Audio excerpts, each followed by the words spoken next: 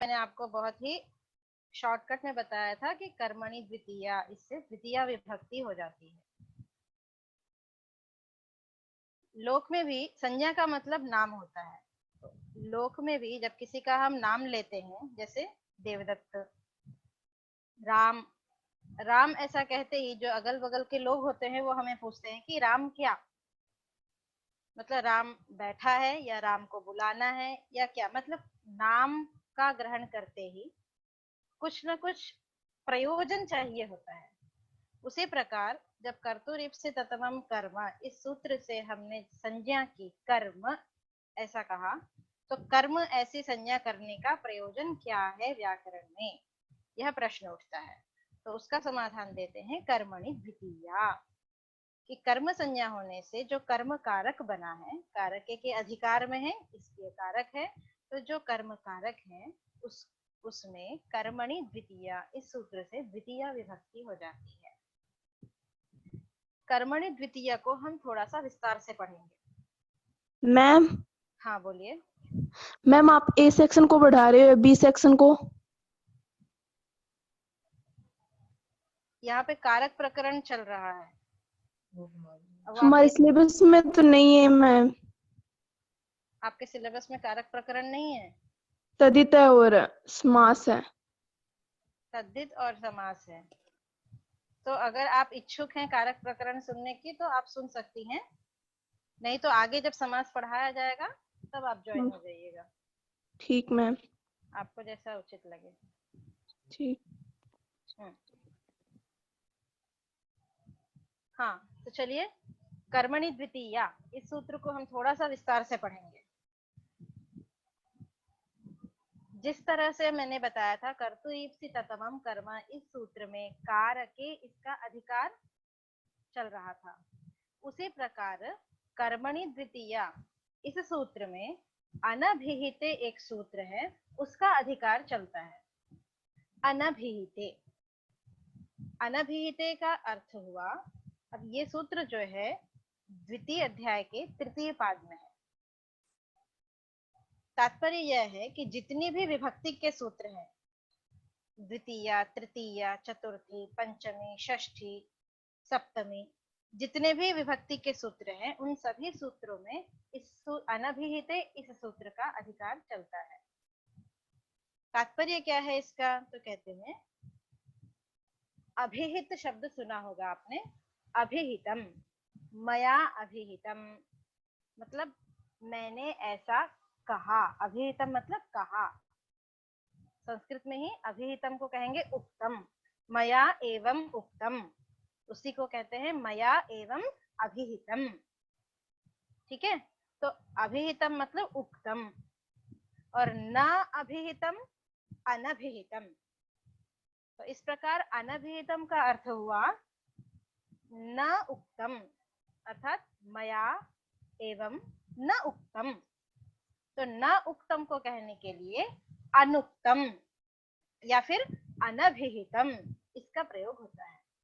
तो अनभिहितम का अर्थ हुआ कि न अभिहितम, नहीं कहा।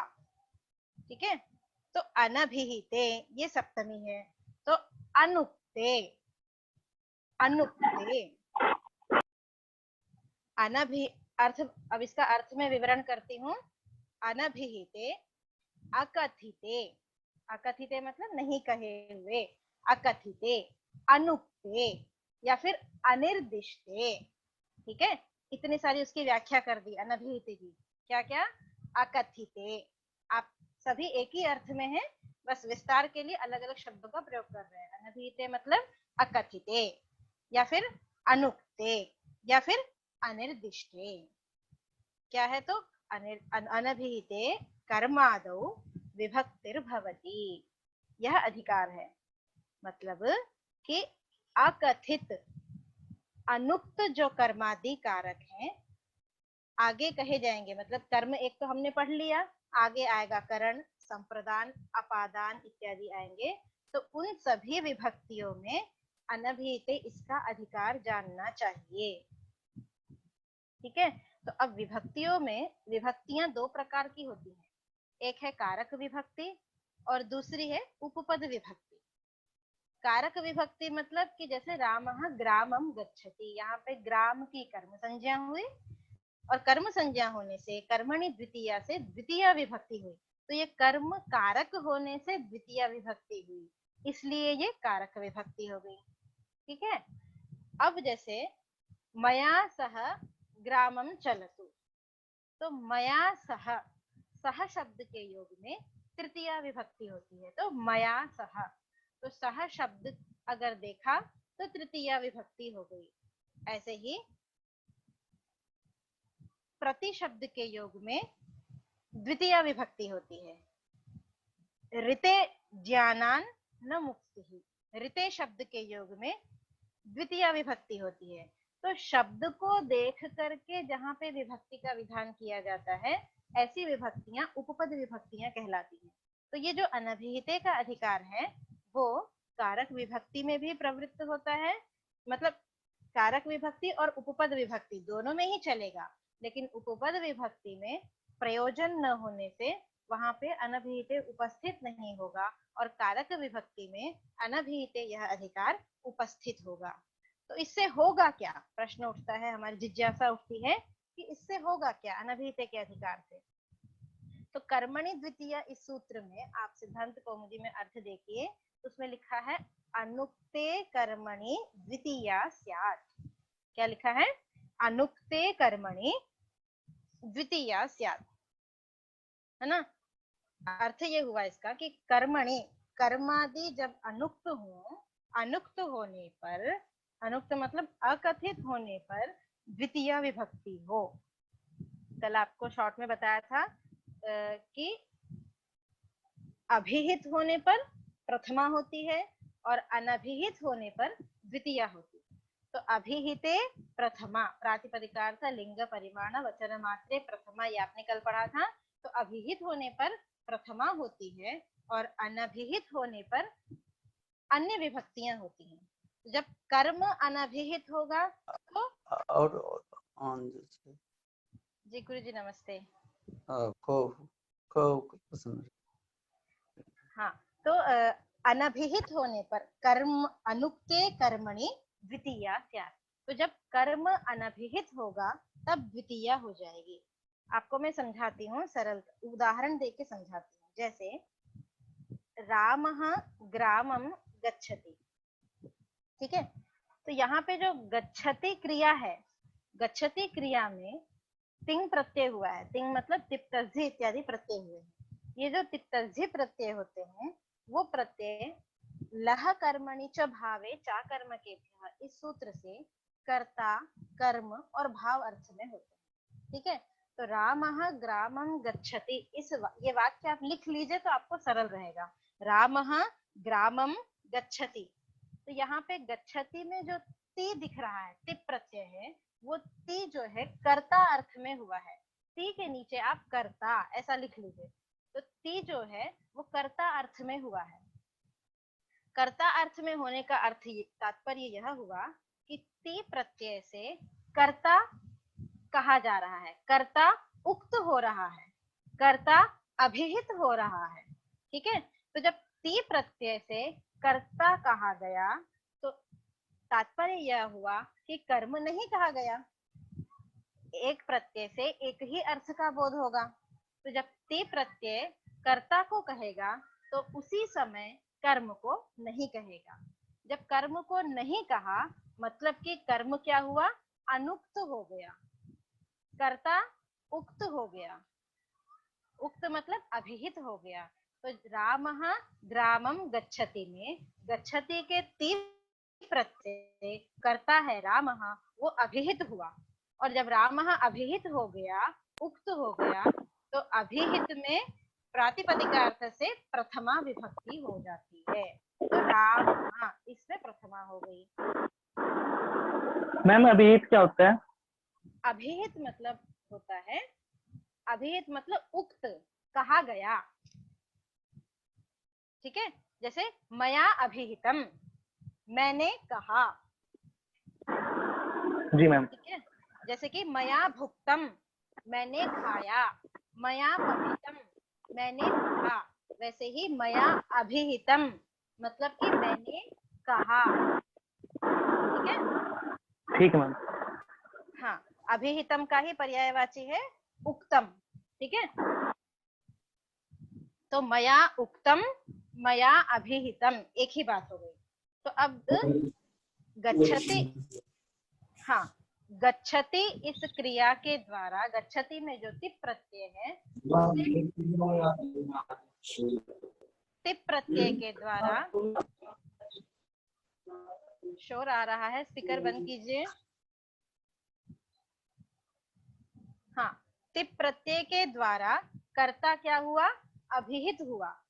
मैंने बताया था ना, गच्छति में जो ती हुआ है, म्यूट कर दीजिए सबका, हाँ, जिससे आवाज नहीं आएगी। जी जी, हाँ, सिर्फ जिसको प्रश्न करना हो वही अपना स्पीकर पे ला करके प्रश्न कीजिए।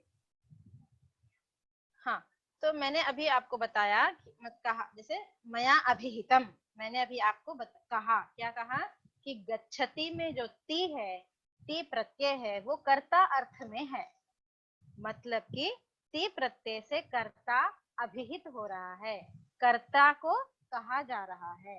तो कर्ता मतलब राम, राम अभिहित हुआ, अभिहित होने के कारण से राम में प्रथमा विभक्ति हो गई। प्रथमा विभक्ति प्रातिपदिकार्थ लिंग परिमाण वचन मात्रे प्रथमा, इस सूत्र से ही प्रथमा विभक्ति हो जाएगी, ठीक है। तो ये तो हो गया, राम अभिहित हो गया, इसलिए प्रथमा हो गई। तो जब ती प्रत्यय से राम अभिहित हो गया, अब बचा क्या, ग्राम, ठीक है। तो जो ग्राम है कर्म है, कर्म क्या हो गया, अनभिहित हो गया। एक प्रत्यय से एक समय में एक ही अर्थ कहा जा सकता है। तो जब ती प्रत्यय से कर्ता कहा गया तो कर्म नहीं कहा गया, और जब कर्म नहीं कहा गया मतलब कि कर्म क्या हो गया, अनुक्त हो गया।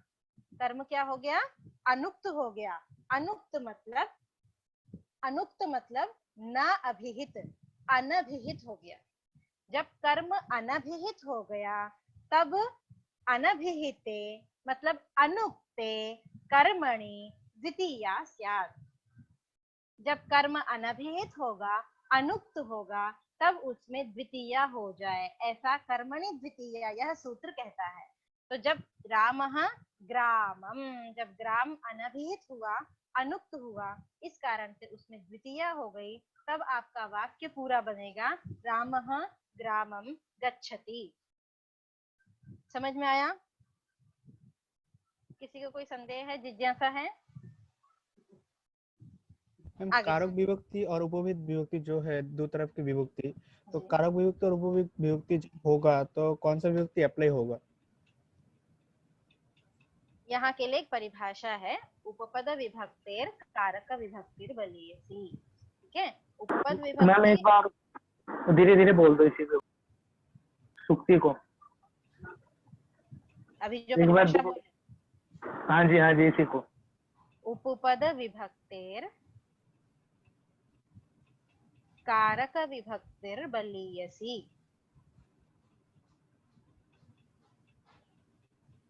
जहां पर दोनों विभक्तियां प्राप्त हों, उपपद विभक्ति और कारक विभक्ति, वहां पर कारक विभक्ति बलवती होती है।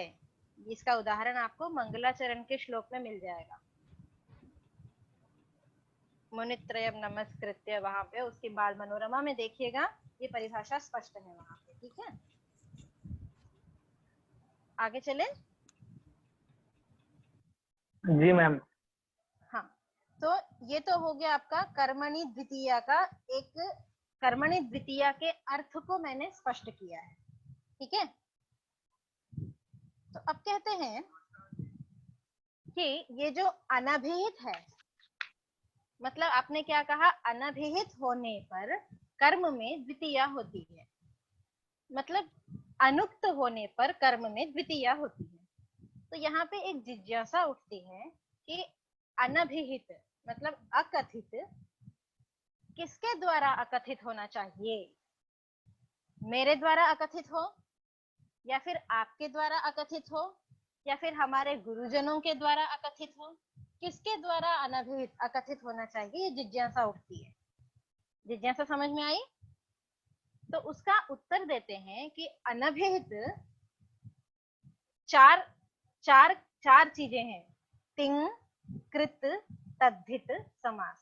मेरे द्वारा अकथित, आपके द्वारा अकथित ऐसा नहीं देखना है, बल्कि तिंग, कृत, तद्धित, समास, इनके द्वारा अकथित होना चाहिए। ठीक है। अभिधानम च प्रायेण, तिंग उसमें वाक्य दिया है सिद्धांत कौमुदी में, अभिधानम च प्रायेण तिंग कृत तद्धित समासैः, मतलब अभिहित या अनभिहित, तिंग, कृत, तद्धित और समास, इन चार के द्वारा ही आपको दृष्टिगत रखना है। ठीक है। एक एक का मैं आपको उदाहरण समझाती हूँ। तिंग के द्वारा अकथित या अभिहित या अनभिहित कैसे होना चाहिए। तिंग का उदाहरण दिया है, जैसे कि इसमें सिद्धांत कौमुदी में। एक तो तिंग का उदाहरण मैंने आपको समझाया, रामः ग्रामम गच्छति। ठीक है।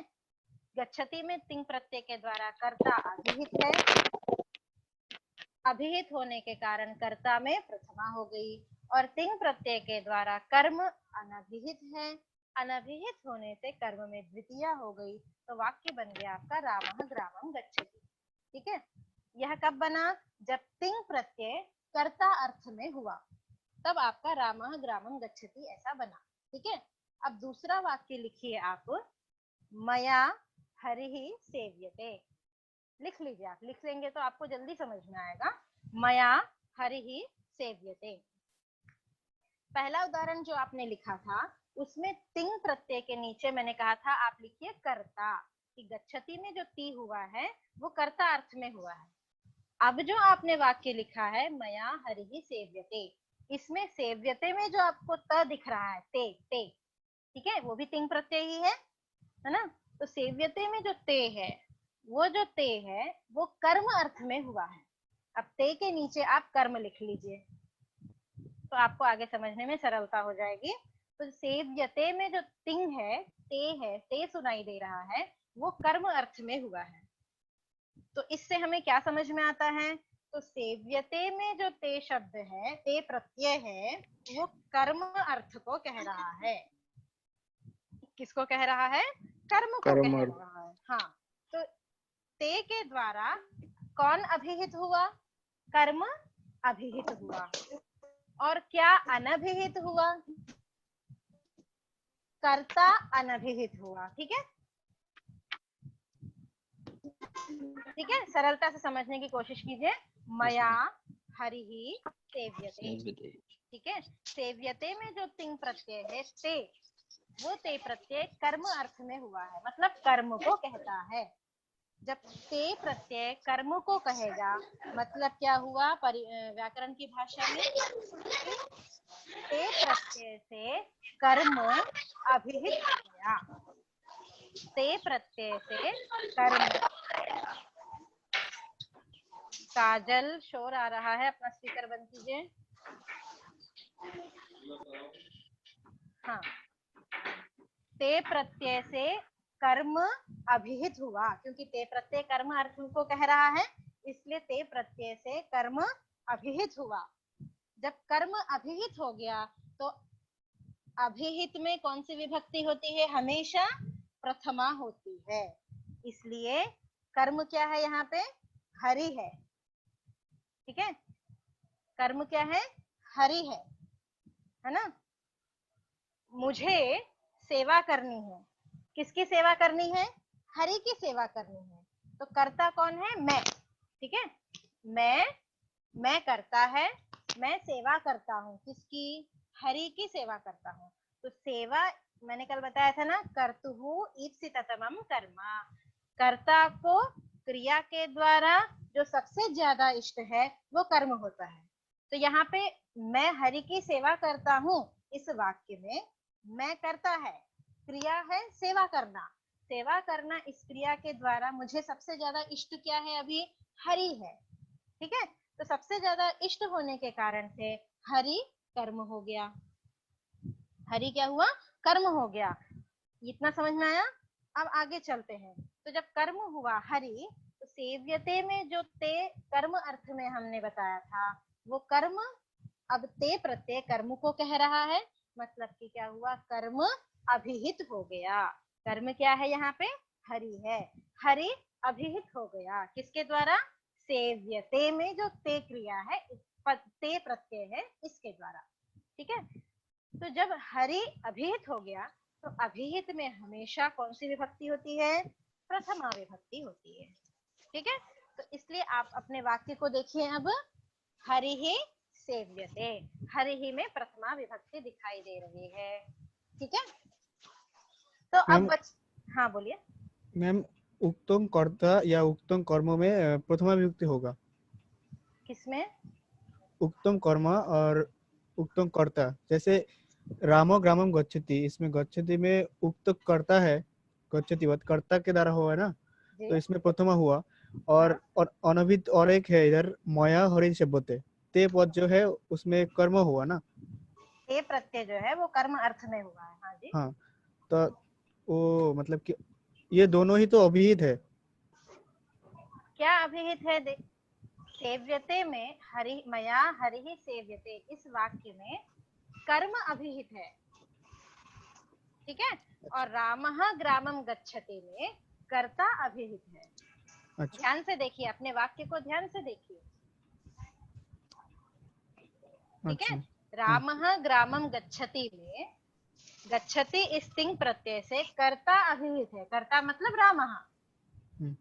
ठीक है, और मया हरि ही सेव्यते, इस वाक्य में ते प्रत्यय से कर्म अभिहित हो रहा है। कर्म क्या है यहाँ पे, हरि है, हरि। ठीक है, तो जो भी अभिहित होगा उसमें प्रथमा हो जाएगी। ठीक है, ठीक है, तिंग प्रत्यय के द्वारा जो भी अभिहित होगा उसमें प्रथमा हो जाएगी। अब वहां पे जो हाँ मतलब अभिहित कर्म भी हो सकता है, कर्ता भी हो सकता है। जी, बिल्कुल हो सकता है। ठीक है, ठीक है, जहाँ पे कर्ता अभिहित होगा वहां कर्ता में प्रथमा दिखाई देगी, जहाँ कर्म अभिहित होगा वहां कर्म में प्रथमा दिखाई देगी। ऐसा जरूरी नहीं है कि जहाँ द्वितीया दिख गई मतलब कि वो कर्म ही होगा, और जहाँ द्वितीया नहीं दिख रही है कि मतलब वो कर्म नहीं होगा, ऐसा जरूरी नहीं है। ठीक है, तो मया हरि ही सेव्यते में हरि कर्म है, लेकिन ते इसके द्वारा अभिहित, सेव्यते में जो ते है इसके द्वारा अभिहित होने के कारण से, अभिहित होने से प्रथमा हो गई। ठीक है, अब बचा है आपका क्या, मया। ठीक है, जब सेव्यते से कर्म अभिहित हुआ तो मतलब क्या हुआ कि कर्ता अनभिहित हो गया। एक ही चीज अभिहित हो सकती, एक ही चीज को हम कह सकते हैं, दो कारक को एक साथ नहीं कहा जा सकता है। ठीक है, तो जब कर्म अभिहित हुआ मतलब कि कर्ता अनभिहित हो गया। कर्ता कौन था यहाँ पे, मैं हरि की सेवा करता हूँ, मैं सेवा करने के लिए मैं करता है, तो मया। जब कर्ता अनभिहित हुआ तो जब अनभिहित होने पर क्या होगा, फिर आगे सूत्र हम पढ़ेंगे, अभी आपने पढ़ा नहीं है, कर्तृ करणयोस् तृतीया। ठीक है, कर्ता जब अनभिहित होता है तब तृतीया विभक्ति, हाँ जी, कर्ता तृतीया होता है और जो कर्म होता है उसमें प्रथमा होता है। जी बिल्कुल, हाँ, कर्तृ करणयोस् तृतीया, इस सूत्र से जब कर्ता जब अनभिहित होगा तब उसमें तृतीया विभक्ति हो जाएगी। ठीक है, तो इस प्रकार मया हरि ही सेव्यते, इसमें हरि कर्म होने पर भी अभिहित है इसलिए प्रथमा हो गई, और मया यह जो कर्ता है वो अनभिहित होने के कारण से उसमें तृतीया होगी। ठीक है, तो ये सब अभिहित अनभिहित का जो चक्कर चल रहा है वो किसके आधार पे चल रहा है, तिंग प्रत्यय के आधार पे चल रहा है। ठीक है, गच्छति में ती देखा, सेव्यते में ते देखा, तो सबसे पहले आपको तिंग प्रत्यय देखना है। तिंग प्रत्यय के द्वारा क्या अभिहित है और क्या अनभिहित है, यह निर्णय करने के बाद ही आप विभक्ति का विधान करेंगे। स्पष्ट हुआ इतना? आगे है ये तो हुआ तिंग प्रत्यय के द्वारा। आपको चार चीजें बताई थी, अभिहित के लिए और अनभिहित के लिए क्या क्या, तिंग कृत तद्धित समास। हाँ, तो ये तो हो गया तिंग का उदाहरण आपके सामने जो अभी मैंने प्रस्तुत किया। अब आगे चलते हैं कृत। मैडम, हाँ बोलिए।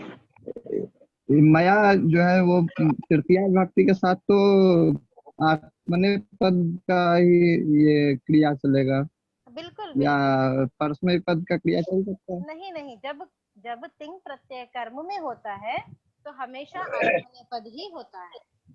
ठीक है, मया सेव्यते।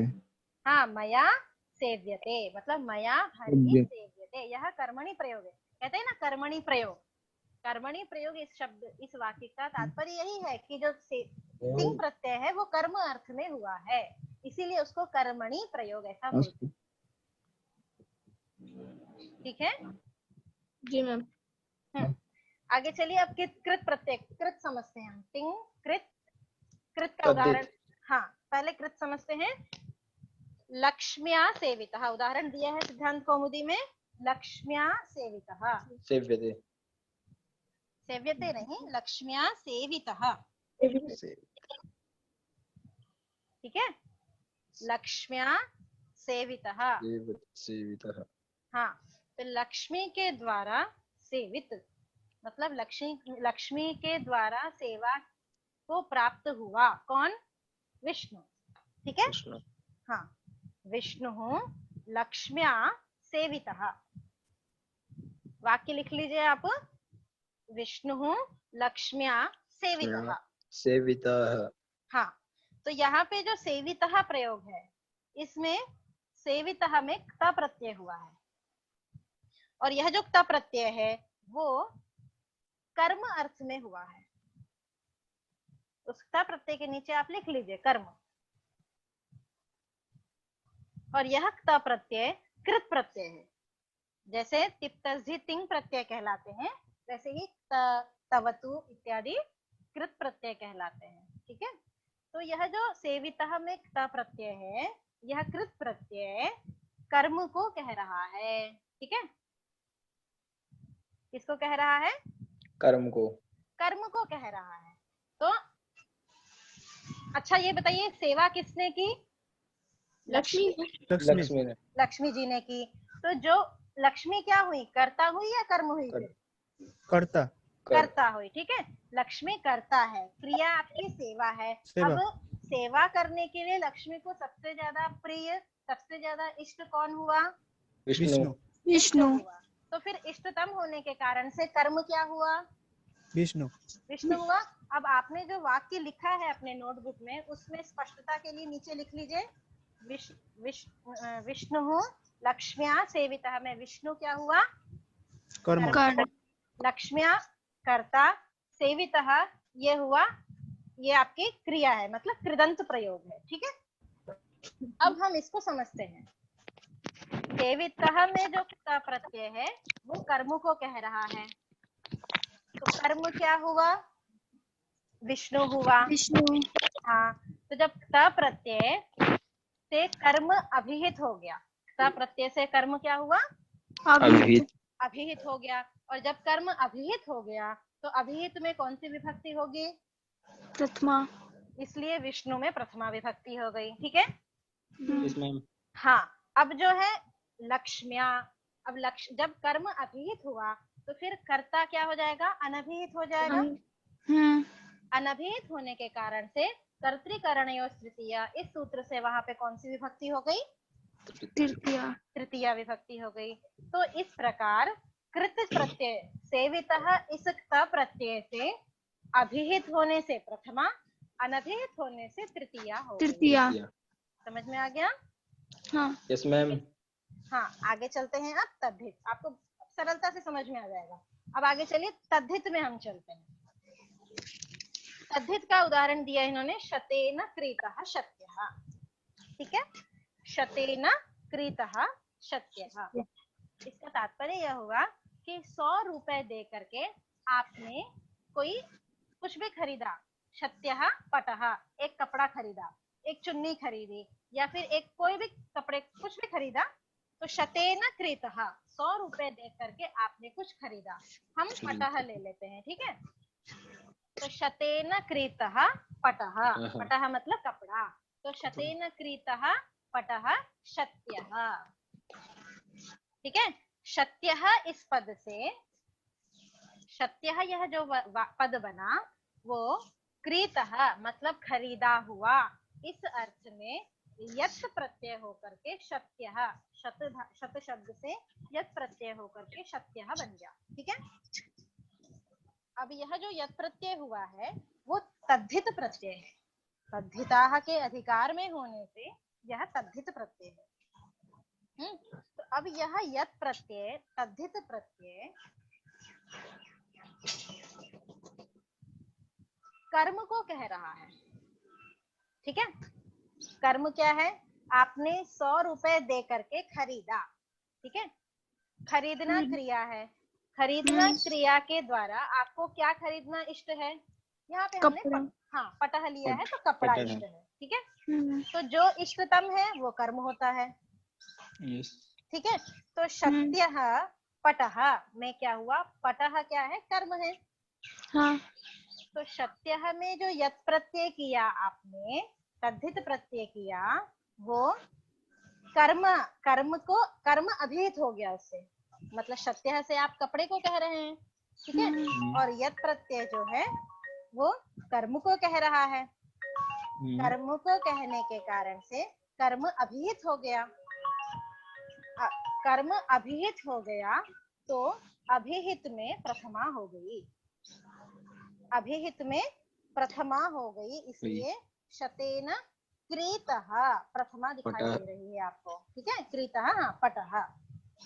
तो तिंग कृत तद्धित, इनके द्वारा यदि अभिहित है तो प्रथमा होगी, और इनके द्वारा यदि अनभिहित है तो तृतीया हो जाएगी। हाँ, या तो तृतीय मतलब करण है तो तृतीया, कर्ता करण है तो तृतीया, कर्म है तो द्वितीया, संप्रदान है तो चतुर्थी, अपादान है तो पंचमी।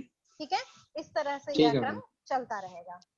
ठीक है। हाँ, अब बचा है समास। तिंग कृत तद्धित समास। समास का भी यही इसी तरह से उदाहरण क्या दिया है? प्राप्तः आनंदः यम सः प्राप्तानंदः। ठीक है, प्राप्तः आनंदः यम सः प्राप्तानंदः। हाँ, यहाँ पे कौन सा समास है आप बता सकते हैं? बहुव्रीहि समास। बहुव्रीहि। हाँ, बहुव्रीहि समास है। तो बहुव्रीहि समास में अन्य पदार्थ प्रधान होता है। बहुव्रीहि समास में अन्य पदार्थ प्रधानो बहुव्रीहि। हाँ, अन्य पदार्थ प्रधानो बहुव्रीहि। तो प्राप्तः आनंदः यम सः प्राप्तानंदः कौन है? तो कोई भी, देवदत्त या राम, कोई भी। ठीक है, हाँ।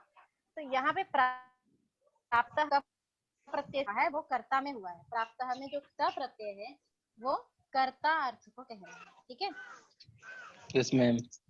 हाँ, तो फिर प्राप्तः जो क है वो कर्ता अभिहित हो गया। कर्ता क्या हुआ?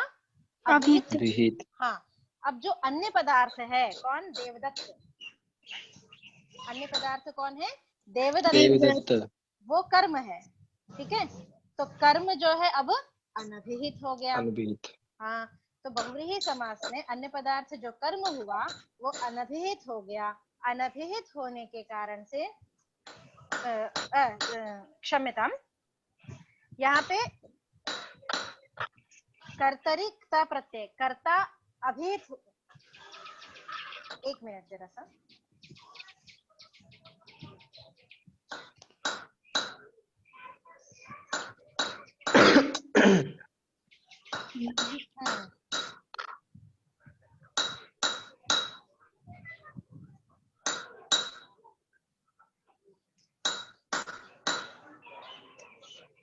एकाकी है ये मारुई कहना मन शृणु देवं प्रवक्ष्यामि शतं श्लोकम्। जो भी छात्र अनम्यूट करके रखे हैं वो म्यूट कर दे।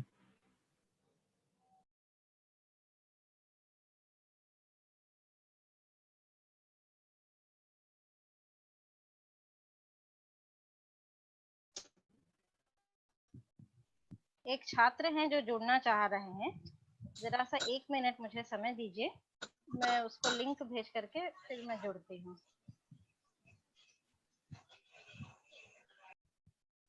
सह प्राप्तानंदः, यहाँ पर जो अन्य पदार्थ है देवदत्त इत्यादि, तो देवदत्त क्या हुआ, कर्म हुआ, कर्म अभिहित हो गया। अभिहित होने के कारण से वहां पे द्वितीया नहीं होगी। द्वितीया नहीं हुई इस कारण से जो प्राप्त आनंद यम सह प्राप्तानंद, तो वहां पे प्रथमा हो गई। इस प्रकार से तो तिंग कृत तद्धित समास, इन प्रत्ययों के मतलब इनके द्वारा यदि अभिहित है तो अभिहित में प्रथमा हो जाएगी, और अनभिहित है तो अनभिहित में कर्म है तो द्वितीया, कर्ता करण है तो तृतीया, इत्यादि विभक्तियां हो जाएंगी। तो यहाँ तक आपको स्पष्ट हो गया है। यदि कोई जिज्ञासा है तो आप जिज्ञासा रख सकते हैं, या फिर हम आगे चलते हैं। प्राप्तानंदा में जो है यहाँ पे समास का प्रयोग किया गया है, बहुब्रीहि समास का। हाँ। और वो जो सतेन सतेन कृता सत्या, ये तद्धित, ये कृत का इसका वो उसमें जो है सो सतेन तो तृतीया विभक्ति हुआ। हाँ।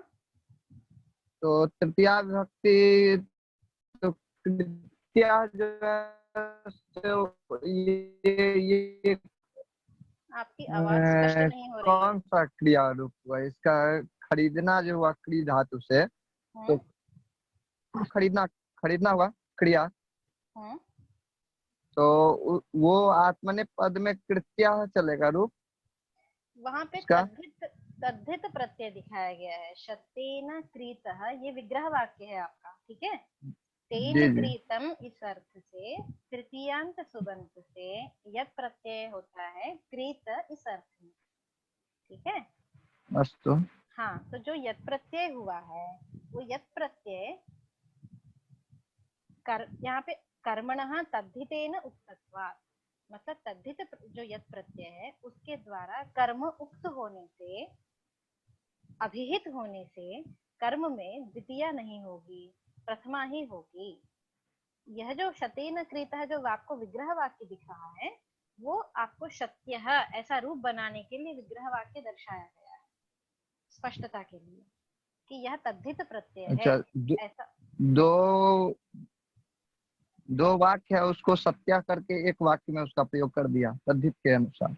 हाँ, मतलब क्रीतः इस तद्धित होने की वजह से नहीं, क्रीतः इस अर्थ में हाँ। शत शब्द से यत प्रत्यय होगा, ऐसा बताने के लिए आपको शतेन क्रीतः शत्यः ऐसा विग्रह किया है। इति सत्य।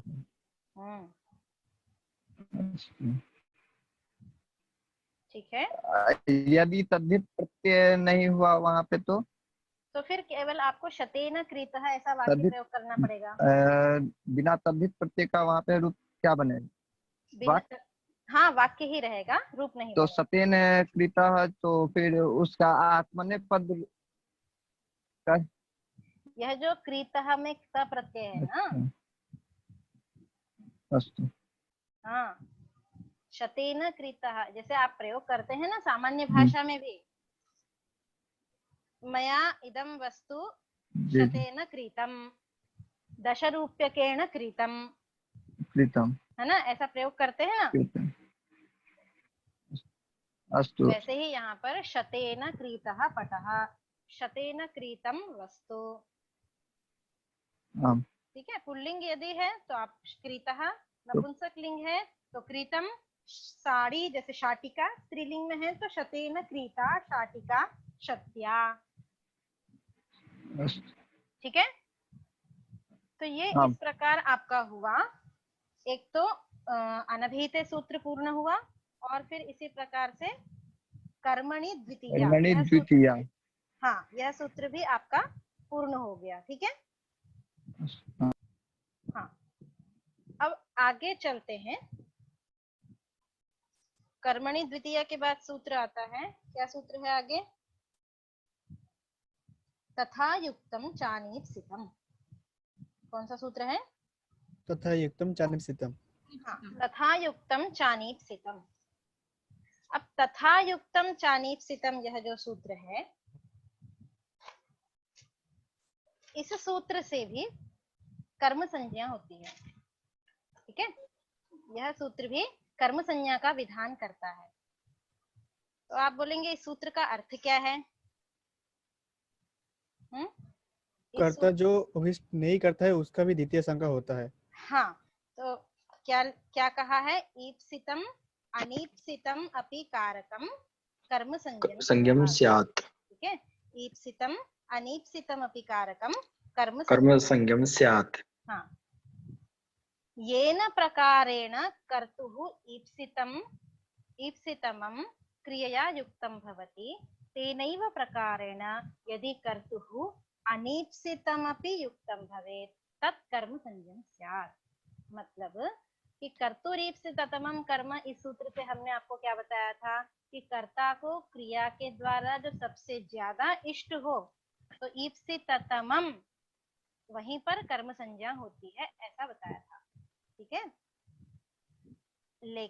लेकिन इस सूत्र में क्या कह रहा है कि जिस प्रकार से कर्ता के ईप्सिततम क्रियया युक्तम भवति, ईप्सितम होने से जिस प्रकार कर्म संज्ञा होती है, उसी प्रकार कर्ता को यदि इष्ट नहीं है, मतलब अनीप्सित है, इष्ट नहीं है, तो भी कर्म संज्ञा हो जाएगी उसकी। जैसे उदाहरण है विषम भक्षयति। ठीक है, विषम ग्रामं गच्छन् तीर्णं स्पृशते। हाँ, ग्रामं गच्छन् तृणं स्पर्शति। तृणं स्पृशति। ग्रामं गच्छन् तृणं स्पृशति। स्पर्शति। गांव जा रहा है या बाजार जा रहा है, ठीक है, बीच में पेड़ पौधे हैं, तो हाथ हिलाते हुए हम चलते हैं और कभी एक फूल तोड़ लिया या कोई घास तोड़ ली या एक पत्ता तोड़ लिया। ठीक है, तो लेकिन हमने इच्छा से तो तोड़ा नहीं, हमें ऐसा कहा गया था या हमारी ऐसी इच्छा थी क्या कि हम बाजार जाएंगे तो ये फूल तोड़ के लाएंगे, या बाजार जाएंगे तो ये पत्ता तोड़ के लाएंगे? ऐसी हमारी इच्छा नहीं होती है, फिर भी हम वो काम कर लेते हैं।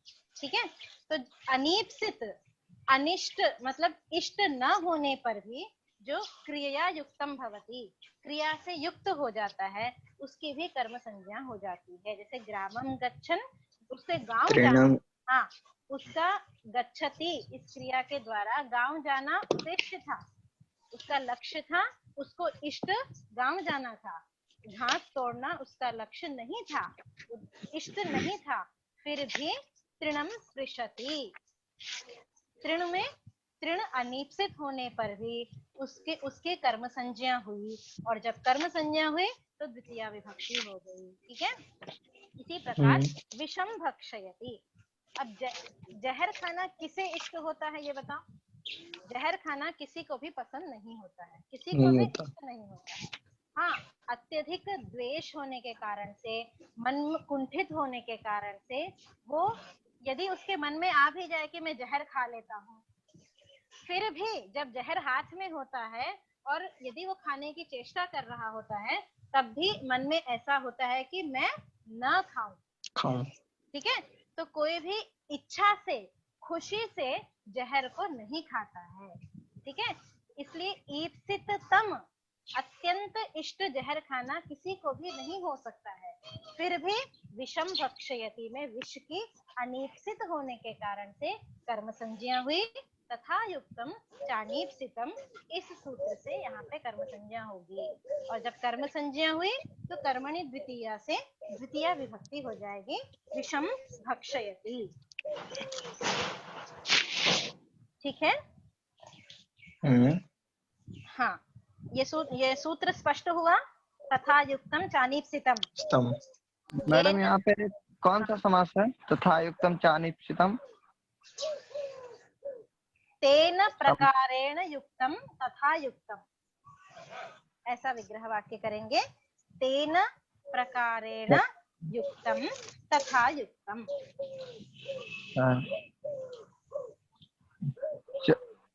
तथा युक्तम चार न इप्सितम है, अनीप्सितम, न अनिप्सितम, अनिप्सितम, न इप्सितम, अनिप्सितम। यहाँ पे तत्पुरुष, हाँ जी, मोबाइल पर पढ़ावे छी, वाला सिस्टम कहाँ है? तत्पुरुष समास है क्या? हेलो, हाँ, तत्पुरुष समास होगा यहाँ पे। हाँ, हाँ था नहीं, हाँ। न इप्सितम अनिप्सितम, जी हाँ जी, हाँ जी, नए तत्पुरुष हो जाएगा। नहीं इच्छा। हाँ, न ईप्सितम अनीप्सितम, हम्म। जैसे न इष्टम अनिष्टम। ठीक है। हाँ, तो चलिए आगे चलते हैं। ये न प्रकारेण, जिस प्रकार ईप्सिततमं कर्तुः ईप्सिततमं क्रियया युक्तम भवति, जिस प्रकार कर्ता को अत्यंत इष्ट होने पर कर्म संज्ञा होती है, उसी प्रकार जब कर्ता को इष्ट नहीं होगा, जो क्रिया के द्वारा जो इष्ट नहीं होगा, उसकी भी कर्म संज्ञा हो जाएगी। उसका उदाहरण भी दिखा दिया, विषम भक्षयति और ग्रामं गच्छन् तृणं स्पृशति। ठीक है। अब यहाँ कोई जिज्ञासा है आपको? नहीं मैम। नहीं है? तो नहीं। चलिए मैं आपको एक छोटी सी जिज्ञासा आपके मन में डालती हूँ कि कर्तुरीप्सिततमं कर्म, इस सूत्र से क्या कहा कि अत्यंत इष्ट होने पर कर्म संज्ञा हो जाती है, और इसी प्रकार तथा युक्तम चानीप्सितम से कहा कि इष्ट न होने पर भी कर्म संज्ञा हो जाती है। तो जब इष्ट होने पर भी कर्म संज्ञा करनी है और इष्ट ना होने पर भी कर्म संज्ञा करनी है, तो दो सूत्र अलग अलग बनाने की क्या आवश्यकता थी पाणिनि को? समझ में आई जिज्ञासा? जी जी। है ना? जब इष्टतम मतलब इष्ट होने पर भी कर्म संज्ञा करनी है, इष्ट ना होने पर भी कर्म संज्ञा करनी है, तो फिर दो अलग अलग सूत्रों की क्या आवश्यकता थी? ठीक है, एक छोटी सी जिज्ञासा है। ठीक है, ईप्सित और अनीप्सित दोनों की ही जब कर्म संज्ञा करनी है, तो विशेष रूप से पृथक सूत्रों की आवश्यकता क्या है? एक सूत्र है, कारक प्रकरण में सूत्र है, वारणार्था नामीप्सितः। ये सूत्र अपादान संज्ञा के प्रकरण में है। ध्रुवम अपाये अपादानम इस प्रकरण में है, वारणार्था नामीप्सितः। ठीक है। हाँ, तो जब वारणार्था नामीप्सितः इस सूत्र से अपादान संज्ञा होती है। वारणार्था नामीप्सितः इस सूत्र से भी क्या होती है? अपादान संज्ञा होती है। ठीक है। एक मिनट, मेरे सामने अष्टाध्यायी खुली है। हाँ, ये है प्रथम अध्याय के चतुर्थ पाद का 27वां सूत्र है। ठीक है। ये सूत्र कहता क्या है, संक्षेप में आपको समझाती हूँ। वारणार्थानां धातूनां प्रयोगे ईप्सितः यः अर्थः तत्कारकम अपादान संज्ञा स्यात्। ध्रुवम अपाये अपादानम से अपादान संज्ञा होती है। इसी प्रकार से वारणार्थक धातु के प्रयोग में ईप्सित जो पदार्थ है उसकी भी अपादान संज्ञा होती है। जैसे यवेभ्यः गां वारयति, यवेभ्यः गां वारयति। हाँ, यव का खेत है, यव मतलब जौ। ठीक है, जौ का एक खेत है, वहां से गायों को वारयति मतलब हटाता है। हाँ, ठीक है, वारयति मतलब हटाता है ना? मतलब जो गाय खेत में प्रवृत्त हो रही थी, खेत की ओर बढ़ रही थी, उनको वहां से हटा देना ही वारण है। ठीक है, तो इस प्रकार हटाना इस अर्थ में वारणार्थः, हटाना इस अर्थ में वारणार्थानां धातूनां प्रयोगे, ऐसे धातुओं के प्रयोग में यह ईप्सितः अर्थः जो इष्ट पदार्थ है। अब गायों को हटाया हमने, क्यों हटाया?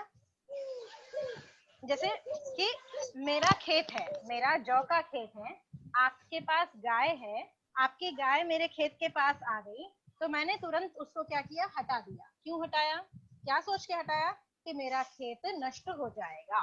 ठीक है, मेरा खेत नष्ट हो जाएगा, ऐसा सोच करके मैंने क्या किया कि गायों को हटा दिया। तो हटाने वारणार्थक क्रिया के प्रयोग में जो इष्ट है, हमें क्या इष्ट था? मुझे जौ का खेत, खेत हम मुझे इष्ट था, इसलिए यहाँ ईप्सितः अर्थः जो इष्ट है उसकी अपादान संज्ञा होती है इस सूत्र से। किससे? वारणार्थानाम ईप्सितः। हाँ, इस सूत्र से जो इष्ट है उसकी अपादान संज्ञा होती है। ठीक है, अब कहेंगे कि इसका और उसका संबंध क्या है। तो वारणार्थानाम ईप्सितः जो सूत्र है ना वो पहले पढ़ा हुआ है अष्टाध्यायी में, और जो कर्तुरीप्सिततमं सूत्र है तथा युक्तम चानीप्सितम है वो बाद में पढ़ा हुआ सूत्र है। ठीक है, तो जब पहले वारणार्थानाम ईप्सितः इस सूत्र से इष्ट अर्थ में आपने क्या की? अपादान संज्ञा कर दी।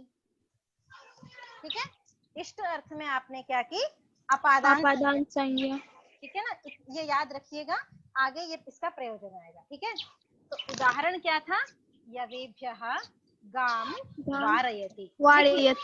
अगर आपके पास सूत्र नहीं खुला है तो आप ये उदाहरण लिख लीजिए अपने नोटबुक में, तो जल्दी समझ में आएगा, सरल रहेगा समझ में। जी। यवेभ्यः गाम वारयति। हाँ, तो मुझे जो इष्ट है, इष्ट होने के कारण से यवेभ्यः यहाँ पे इसकी अपादान संज्ञा हो गई। ठीक है जी। और गायें मुझे इष्ट नहीं है, गायें मुझे इष्ट नहीं है। इष्ट नहीं होने के कारण से यहाँ पे अनीप्सितम, पर अभी हमने सूत्र पढ़ा ना, तथा युक्तम चानीप्सितम। हाँ, अनीप्सितम नंबर इष्ट न होने पर भी उसकी कर्म संज्ञा होती है, पढ़ा ना हमने अभी जी। तो मुझे गाय इष्ट नहीं है, मुझे जौ का खेत चाहिए, इसलिए मैंने गायें हटा दी, तो अनीप्सित होने के कारण से जौ की कर्म संज्ञा हो गई जी। ठीक है, जब कर्म संज्ञा हो गई तो गाम वारयति, गाम इसमें कर्मणि द्वितीया से द्वितीया विभक्ति हो गई। ठीक है जी। यवेभ्यः गाम वारयति। हाँ, यव मुझे इष्ट था, इष्ट होने पे वारणार्थानाम ईप्सितः इस सूत्र ने कहा कि इष्ट होने पर अपादान संज्ञा होगी, अपादान होने से वहां पंचमी विभक्ति हो गई, तो यवेभ्यः बन गया। और जो इष्ट नहीं है वो है गाय, गाय मुझे इष्ट नहीं है, इसलिए गाय में तथा युक्तम चानीप्सितम इस सूत्र से वहां पर क्या हो जाएगी? कर्म संज्ञा हो जाएगी। कर्म संज्ञा होने से द्वितीय विभक्ति हो गई, तो यवेभ्यः गाम वारयति ये प्रयोग बना। ठीक है जी। हाँ, अब आगे चलते हैं जी।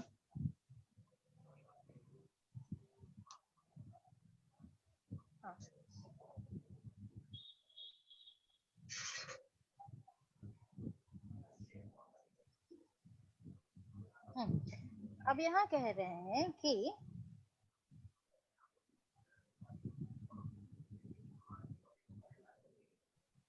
अच्छा ठीक है, यहाँ पे क्या कहा कि जो इष्ट है, वारणार्थक धातु के प्रयोग में जो इष्ट है उसकी अपादान संज्ञा होती है, हमने अभी ये पढ़ा। ठीक है जी। वास्तविकता में ध्रुवम अपाये अपादानम से अपादान संज्ञा किसकी होती है? अपाये सते या ध्रुवम, जैसे वृक्षात जिसका अपाय में विश्लेष होता है।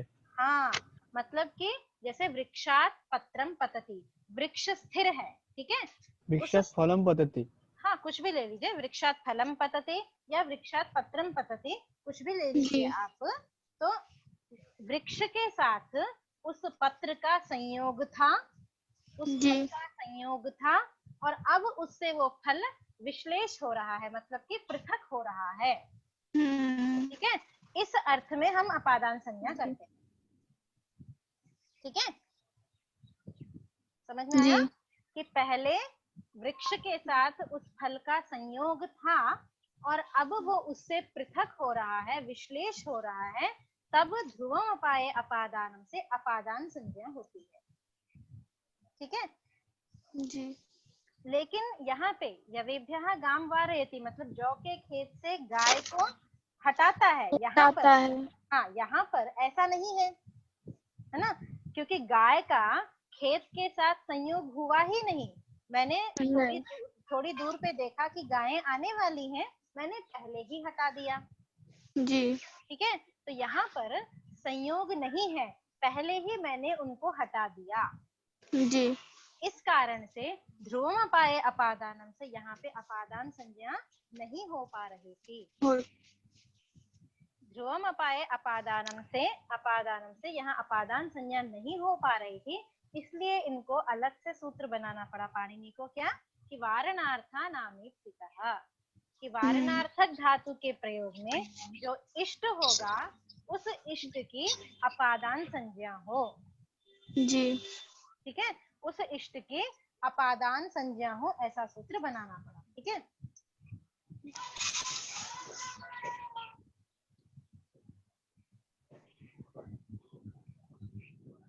हाँ अब कह रहे हैं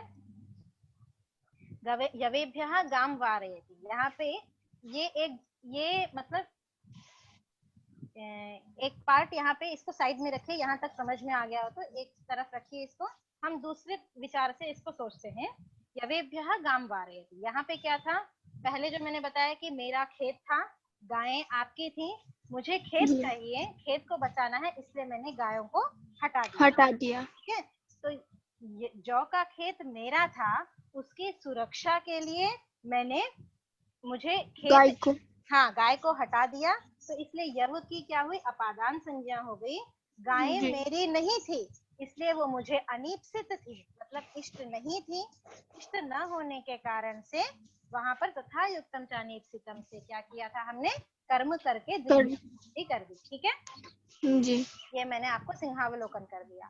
अब चलते हैं, जैसे यदि खेत मेरा नहीं है बल्कि गायें मेरी हैं और खेत आपका है, तब क्या होगा, तब तो मुझे खेत इष्ट नहीं होगा, गायें ही इष्ट होंगी। जो चीज मेरी होगी उससे प्रेम ज्यादा होता है। ठीक है जी, तो जब खेत दूसरे का हुआ और गायें मेरी हो गई जी, तब यवेभ्यः इष्ट नहीं है तो अपादान संज्ञा भी नहीं होगी, नहीं होनी चाहिए।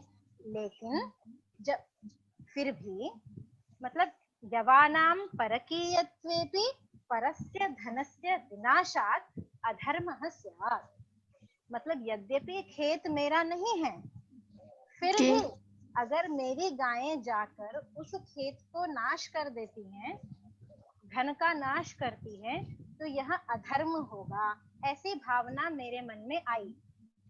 जी, जब मेरे मन में ऐसी भावना आई कि अधर्म हो जाएगा, या फिर एक और भावना आ सकती है कि अगर मेरी गायें वहां चली गईं तो उस खेत का जो स्वामी है वो मेरी गायों का अपहरण कर लेगा, या उनको मेरी गायों को कष्ट देगा, या उनको बंधक बना लेगा। ठीक है जी, इस प्रकार की भावना आई तो या तो अधर्म होगा, इस भावना से हमने अपनी गायों की रक्षा के लिए हमने गायें हटा ली, या फिर जी, को तकलीफ होगी, इस भावना से हमने गायों को हटा ली। ठीक है तो लेकिन हमने रक्षा किसकी की, खेत की ही रक्षा की। ठीक है ठीक है रक्षा तो हमने खेत की की, गायों की हटाने की प्रक्रिया के द्वारा हमने जौ के खेत की रक्षा की, यव की रक्षा की। ठीक है गायें अपनी होने पर भी उनका हमने जो बाधन किया, ठीक है दोनों हमें इष्ट है। एक तो अधर्म होगा इसलिए खेत का नाश नहीं होने दिया, और दूसरा मेरी गायों को तकलीफ होगी, उनका अपहरण हो जाएगा, इस भावना से हमने गायों को वहां नहीं दिया। ठीक है जी, दोनों ही हमें इष्ट है। अब यहाँ पे इन दोनों में अब द्वितीया कहाँ करें और अपादान कहाँ करें, यहाँ हम संदेह में पड़ गए। ठीक है जी, हाँ तो अब हमें यहाँ देखना है कि इष्टतम क्या है, मुझे सबसे ज्यादा इष्ट क्या है।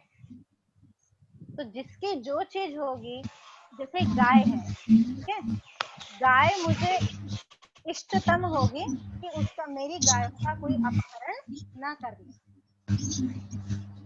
ठीक है कर ले।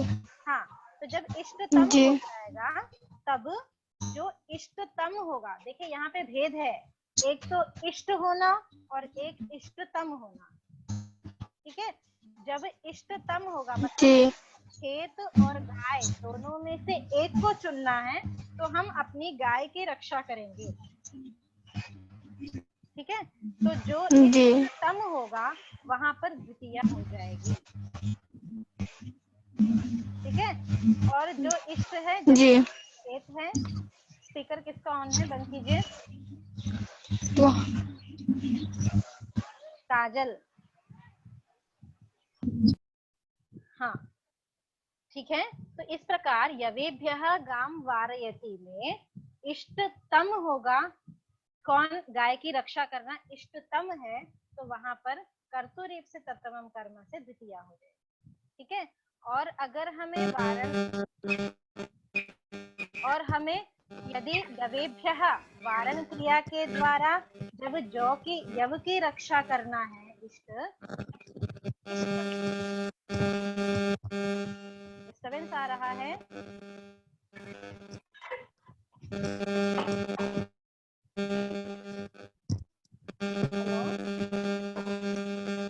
हेलो,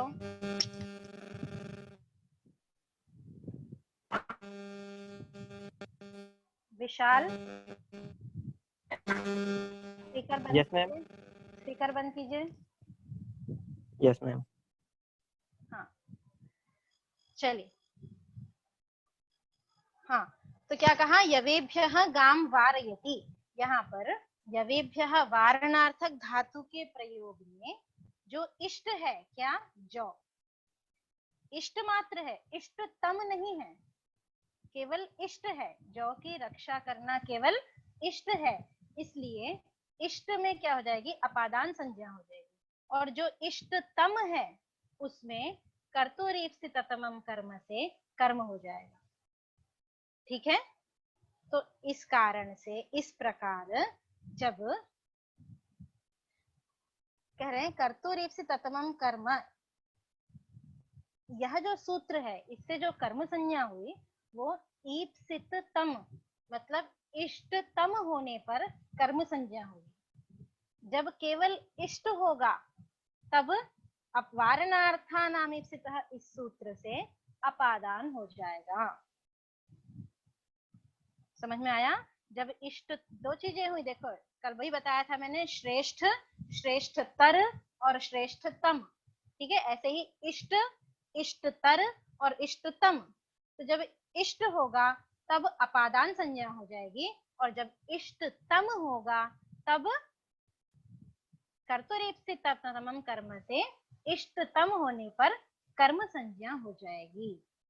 तो वारणार्था नाम ईप्सित से जब ईप्सित इस अर्थ में पहले ही अपादान संज्ञा कर दी गई, इसलिए फिर कर्म की प्राप्ति नहीं थी, और जब कर्म की प्राप्ति नहीं थी तो रामः ग्रामम में कर्म संज्ञा नहीं होती तो द्वितीय नहीं हो पाती, इसलिए इनको इष्टतम होने पर अर्थात ईप्सिततम होने पर इनको कर्म संज्ञा का विधान करना पड़ा, कर्तुरीप्सिततमम कर्म इस सूत्र से। और जब ईप्सिततमम कर्म मतलब इष्टतम होने पर कर्म संज्ञा होगी, ऐसा जब विधान कर दिया तब रह गया विषम भक्षयति ग्रामम गच्छन् तृणम स्पृशति, मतलब कि इष्टतम होने पर तो आपने कह दिया कि कर्म संज्ञा हो जाएगी, और जो इष्ट नहीं है वहां क्या होगा, जैसे विष खाना मुझे इष्ट नहीं है फिर भी वहां द्वितीय देखी जाती है, ऐसे ही गांव जाते हुए फूल तोड़ना, पत्ता तोड़ना मुझे इष्ट नहीं है, फिर भी मैंने फूल तोड़ा और पत्ते तोड़े, तो वहां कर्म संज्ञा किससे होगी, इसलिए इनको दूसरा सूत्र बनाना पड़ा, तथा युक्तम चानीप्सितम, कि अनीप्सितम अपि कारकम कर्म संज्ञम स्यात्, मतलब इष्टतम न होने पर भी वहां कर्म संज्ञा हो जाए। तो इस प्रकार स्पष्ट यह हुआ कि ईप्सित मात्र होने पर, वारणार्थ धातु के प्रयोग में ईप्सित मात्र होने पर अपादान संज्ञा का विधान किया था, इस कारण से ईप्सिततम में इनको कर्तुरीप्सिततमम कर्म इस सूत्र से कर्म संज्ञा का विधान करना पड़ा, और जब ईप्सिततम में कर्म कह दिया तो फिर अनीप्सित के लिए भी इनको दूसरा सूत्र बनाना पड़ा, तथा युक्तम चानीप्सितम, तथा युक्तम चानीप्सितम इस सूत्र के द्वारा अनीप्सित जो कारक है, जैसे विषम भक्ष्यति में विष अनीप्सित होने पर भी हम विष का भक्षण करते हैं, तो अनीप्सितम अपि कारकम इसके कारक के कर्म संज्ञा के, और तथा युक्तम चानीप्सितम इससे कर्म संज्ञा होने के बाद कर्मणि द्वितीया से ही उसमें द्वितीया विभक्ति का विधान कर दिया। इस प्रकार आपका तथा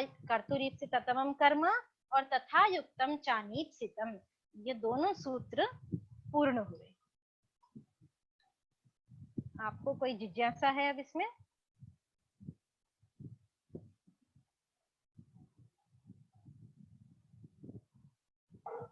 किसी को कोई जिज्ञासा है? मैम वो एग्जाम्पल दोबारा बताइए ना प्लीज। कौन सा एग्जाम्पल? वर्णार्थनम इप्सित इसका।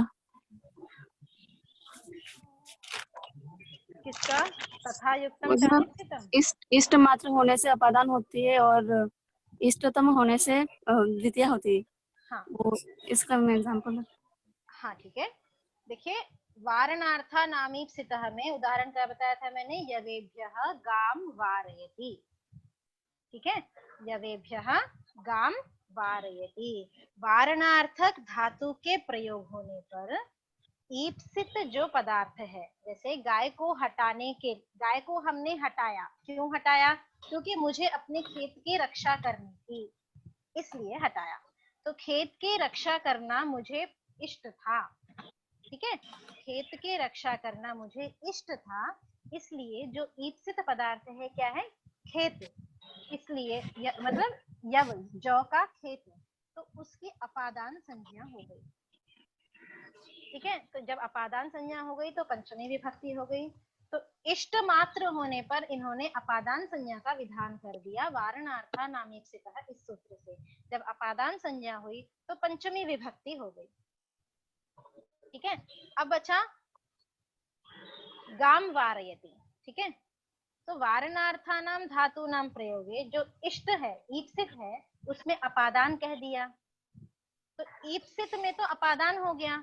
अब ईप्सिततम, ईप्सित में अपादान का विधान कर दिया, तो ईप्सिततम जो है मतलब अत्यंत जो इष्ट है, अत्यधिक जो इष्ट है, जैसे रामः ग्रामम गच्छति, इसमें गच्छति क्रिया के द्वारा ग्राम सबसे ज्यादा इष्ट है उसको।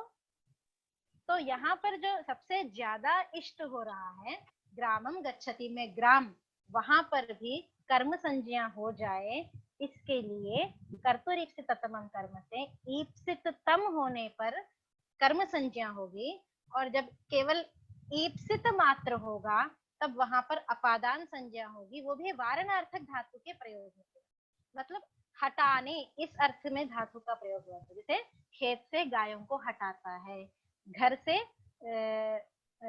बालक मतलब निकालता है, घर से दूर करता है, निकालना, वारण करना, बाहर निकालना, इस अर्थ में ही जब ईप्सित होगा, जो ईप्सित होगा उसकी अपादान संज्ञा होगी। ईप्सित मैं आपको सिर्फ इतना बताने की कोशिश कर रही हूँ कि कर्तुरीप्सित ततमम कर्म से ईप्सित तम में भी कर्म संज्ञा कही और अनीप्सित में भी कर्म संज्ञा कही। तो ये जो दोनों इनको कहने की आवश्यकता पड़ी, वो क्यों पड़ी?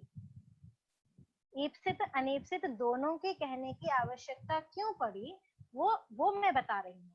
क्योंकि इन्होंने पहले सूत्र में वारणार्था नामीप्सितः यह सूत्र पहले पढ़ा गया है, तो पहले सूत्र में ईप्सित में इन्होंने अपादान संज्ञा कर दी है पाणिनि में। वारणार्थक धातु के प्रयोग में ईप्सितम यत्कारकम तद अपादानम स्यात् ऐसा कह दिया।